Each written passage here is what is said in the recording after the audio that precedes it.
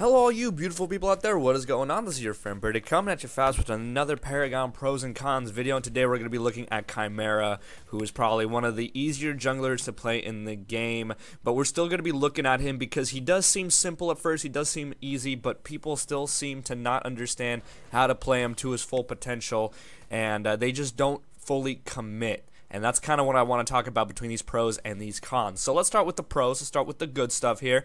Khaimera is definitely one of the most aggressive heroes in the game, and he can easily abuse other heroes. It's really hard for heroes to escape him because he has that leap that it's called ambush that recharges every 3 seconds. And that you can just keep spamming. Every time you land, you apply slow. So it's really hard for single target enemies to run away from you. They're going to need to require some peel, some roots, some stuns to get you off of them. So it's really easy to abuse the enemy with your aggressiveness as Khaimera. You also have a nice stun, and you're also really good 1v1 as long as you keep landing your hits and keep getting those spirit regeneration stacks. It's very, very good. And he can also be very tanky. Again, if you build him tanky like I did in my last Khaimera video, which you can click on the end of this video to go to that build. Everybody always asks me, like, where are the builds? I'm like, bro, they're literally right in front of you. Just go click on them.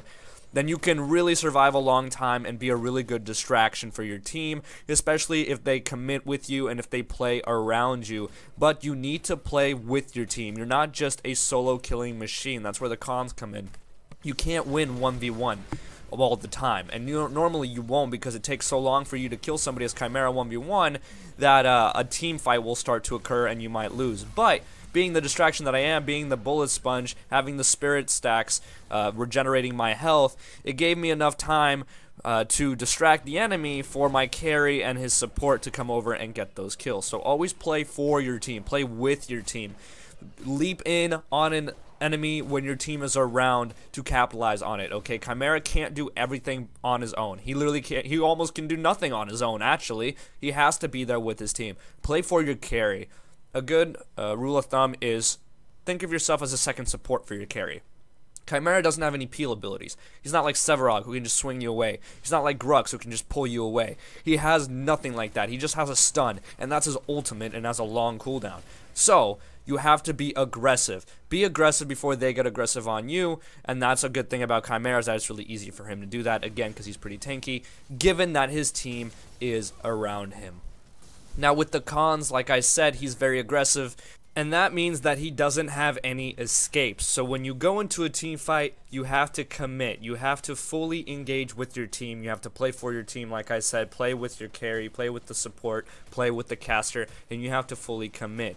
So you have to keep swinging, you have to keep your health regeneration going. If you're in a team fight and you're losing the team fight, just keep on swinging and distracting as much as you can, because you're not running out of that alive as Khaimera, especially if there's a Sevarog or a Decker with a stun or a root waiting for you. So if you get into a team fight and you're already losing the team fight, just don't stop swinging. Honestly, don't stop swinging, because even if you try to run away, you won't be able to unless you're already kind of out of the team fight. If you're all up in it, though, like you should be with Khaimera, you won't get out of the team fight alive. So just keep fighting, keep being a distraction.